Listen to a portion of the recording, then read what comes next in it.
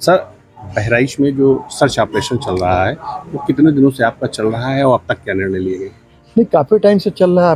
आपको अंदाज़ा है कि जुलाई के महीने में जब घटना घटित हुई तभी से वन विभाग हरकत में आ गया पूरी तरीके से, और उसके बाद से लगातार ही जो है पकड़ने का प्रयास किया, जिसके फलस्वरूप 4 को पकड़ भी पाए और बाकी को भी पकड़ने का प्रयास जारी है।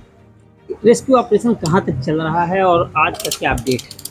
रेस्क्यू ऑपरेशन जो है हमारे 3 सेक्टर्स, आपको जैसा हम लोगों ने पहले भी बताया, 3 सेक्टर्स में बांटा हुआ पूरे क्षेत्र को। 2 क्षेत्र जो है बड़े संवेदनशील हैं, जो सेक्टर 1 है, जो सेक्टर 3 है।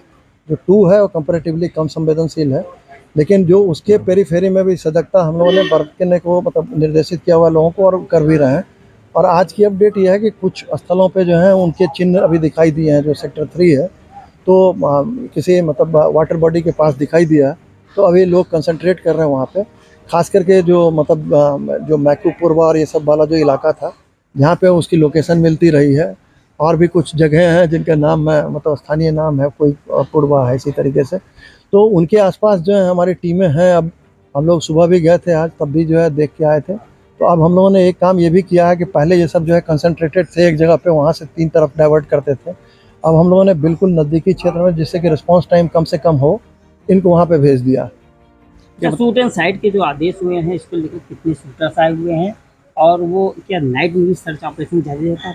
नहीं, देखिए, जो वाइल्ड लाइफ प्रोटेक्शन एक्ट के तहत अथवा जो गाइडलाइंस है भारत सरकार की भी इस बारे में, रात्रि में कोई भी इस तरह का ऑपरेशन नहीं करते हैं। चूँकि ये जानवर नॉकटर्नल है, तो इसलिए हम लोग जो गोधूली के जो टाइम होता है वो सबसे मुफीद टाइम होता है जब उसको पकड़ लें।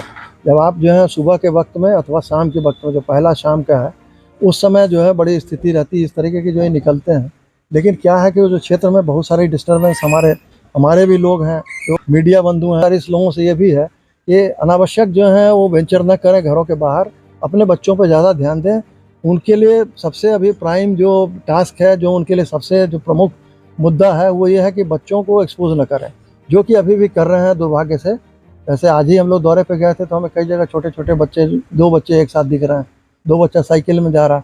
तो ऐसी स्थिति में क्या है, जानवर को मौका मिलता है तो बड़े लोगों के गार्जियनशिप में ही जो भी चीज़ हो, बड़े लोग गार्ड करें अपने बच्चों को। और रात में तो खास करके जो है किसी कीमत पे बाहर न सोने दें, न बाहर निकलने दें उनको। यदि माँ के पास जो है यदि दरवाज़ा नहीं है घर में, तो कम माँ है या पिताजी हैं, अभिभावक अपने साथ बांध के सोएं उनको, जिससे कि खींच न पाए। जैसे कि ये है, आपका सर्च ऑपरेशन नाइट में बंद हो जाता है, और जो ये भेड़िया का जो अटैक हो रहा है ये नाइट में ही होता है, तो इस तरीके से कैसे सफल हो पाएगा मिशन? नहीं, मैं इसमें आपको बताना चाहूँगा, जो नाइट में जो ऑपरेशन है वो बिल्कुल ऐसा नहीं बंद हो जाता कि कुछ भी नहीं करेंगे। फिजिकल माध्यम से पकड़ने का प्रयास हमारा रहता है, इसलिए ड्रोन उड़ाते हैं नाइट में भी, लेकिन एक टाइम तक। ऐसा नहीं कि 11 बजे रात में उड़ाएंगे तो पकड़ में आएगा। तो हमला तो देर रात में 2 बजे हमला में उसमें यह है कि इसलिए स्ट्रेटजी बनी हुई है कि गाँव में उनको डिटरेंट का काम करने के लिए जो आपके लोग हैं वो सजगता से, जो पुलिस का आदमी है, जो फॉरेस्ट डिपार्टमेंट का आदमी, जो राजस्व विभाग का आदमी है, ये लगातार ही पहरे दें, और आप कोई अवसर न छोड़ें, कहीं से भी असावधानी न हो।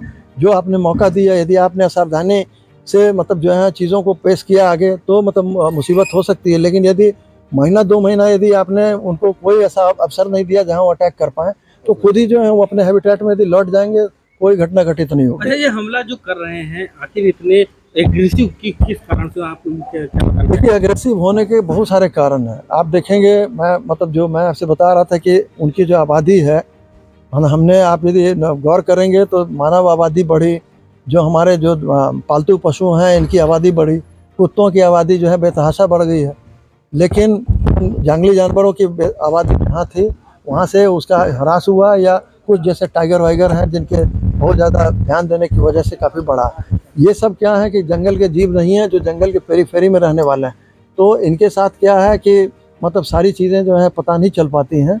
और दूसरा ये है कि जो आपका यदि प्राकृतिक वास है, यदि मान लिया आपके घर के बिना यदि लोग रहेंगे बाहर, तो जो उनका सर्वाइवल रेट है वो कहीं ना कहीं प्रभावित होगा। तो वो जो उनका प्राकृतिक वास है उसका भी क्षय हुआ है।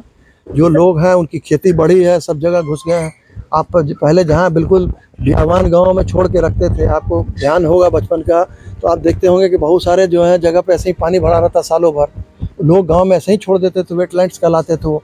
उससे क्या, गांव का जो सिस्टम था आपके खेत थे वो भी रिचार्ज होते थे। लेकिन वो सब दुर्भाग्यवश धीरे धीरे करके खेती में तब्दील हो गया। जो आपके जो बागान होते थे वो भी लोगों ने काट लिए धीरे धीरे करके। तो सारी चीज़ें जो हैं एक तरीके से जो भी जानवरों की आश्रय स्थलियाँ थीं उसको हम लोगों ने नुकसान पहुंचाया। रही सही कसर हमने कीटनाशक और जो मतलब इस तरह की जो चीज़ें हैं इंसेक्टिसाइड्स पेस्टिसाइड्स डाल के वो भी किसी चीज़ को उस लायक नहीं छोड़ा कि जानवर सर्वाइव कर पाए। चूहे जो थे खेत में उसको मारने के लिए हमने दवाइयाँ डाल दी जो उसका आहार होता था। सांप जो थे उसको जो है मारना शुरू कर दिया। तो ये सब तमाम चीज़ें कहीं ये मानव को ही सोचने की आवश्यकता है, ये भेड़िया आके नहीं सोचेगा। आप तो उसका मतलब आश्रय स्थल छीन लोगे, बचे हुए जो पॉपुलेशन है वो भी समाप्त हो जाएगा आपके देश से। लेकिन उसका क्या दूरगामी परिणाम होगा वो अभी मानव आज की डेट में अप्रिशिएट करने की स्थिति में नहीं है। सर, एक कमांड कहाँ से होता है जो सर्च ऑपरेशन चल रहा है बहराइच जिले में भेड़िया को लेकर के, ऑपरेशन भेड़िया का पूरा कमांड कैसे होता है और किस तरीके से उसको आप सर्च कर रहे हैं पूरा? ये पूरी कमांड जो है देखिए यहाँ एक कमांड सेंटर बना हुआ है जहाँ सूचना का आदान प्रदान होता है।